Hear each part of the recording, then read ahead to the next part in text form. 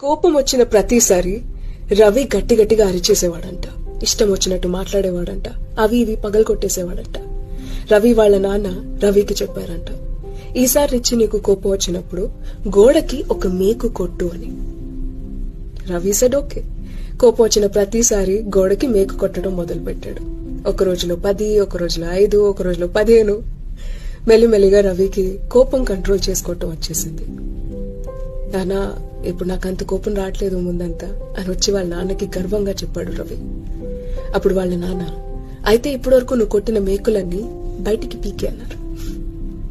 బయటికి పీకేశాక ఆ గోడని చూపిస్తూ రవి వాళ్ళ నాన్న చెప్పారు, నువ్వు కోపంలో అన్న మాటలు నువ్వు ప్రేమించే వాళ్ళ మనసుకి ఇంతే గాయాన్ని చేస్తాయి.